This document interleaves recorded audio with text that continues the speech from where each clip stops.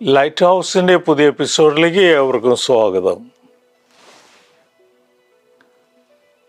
ഒരു കൊലപാതകി ഗുരുവിനെ കാണാനെത്തി. പെട്ടെന്നുണ്ടായ ദേഷ്യത്താൽ ചെയ്തു പോയതാണെന്ന് അയാൾ ഗുരുവിനോട് പറഞ്ഞു. ആത്മനിയന്ത്രണത്തിന് എല്ലാ ലൗകിക സുഖങ്ങളെയും ഉപേക്ഷിക്കണമെന്ന ഗുരുവിൻ്റെ ഉപദേശം കേട്ട് അദ്ദേഹത്തിനോടൊപ്പം കൂടി. കുറച്ച് നാളുകൾക്ക് ശേഷം അയാൾ സന്യാസിയായി. ഒരിക്കൽ പഴയൊരു അയൽക്കാരൻ സന്യാസിയെ കാണാനെത്തി. ഒന്ന് പരീക്ഷിക്കാൻ ഉറച്ച് അയൽക്കാരൻ ചോദിച്ചു, താങ്കളുടെ പേരെന്താണ്? സകല നിയന്ത്രണവും വിട്ട സന്യാസി പറഞ്ഞു, ലോകം മുഴുവൻ അറിയുന്ന എൻ്റെ പേര് നിനക്കറിയില്ലേ?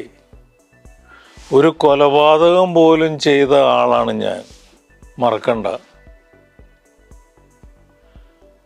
അടിച്ചമർത്തുന്നതൊന്നും ശാശ്വതമായി നീക്കം ചെയ്യപ്പെടുന്നതല്ല,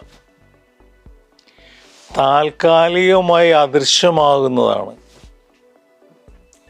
ഒളി സങ്കേതങ്ങൾ പര്യാപ്തമാകാതെ വരുമ്പോൾ അവ തനിയെ പുറത്തു വരും. സുഹൃതങ്ങളും സത്കർമ്മങ്ങളും അടിച്ചേൽപ്പിക്കുന്നതിൽ അർത്ഥമില്ല. അകത്തുള്ളതെല്ലാം ഒരിക്കൽ സ്വയം പൊട്ടിത്തെറിച്ച് പുറത്തു വരും. പരപ്രേരണയല്ല, ഉൾപ്രേരണയും ഉണർവുമാണ് പ്രധാനം. എന്തെങ്കിലും നേട്ടം കൈവരിക്കാനോ ആരെങ്കിലും ആയിത്തീരുന്നതിനോ വേണ്ടി അപ്രാപ്യവും അനുചിതവുമായ വേഷങ്ങൾ അണിയുന്നവർക്ക് സ്വന്തം പിഴവുകളിലൂടെ തന്നെ വലിയ വില കൊടുക്കേണ്ടി വരും. കുടിലിതകളുടെ രാജാക്കന്മാർ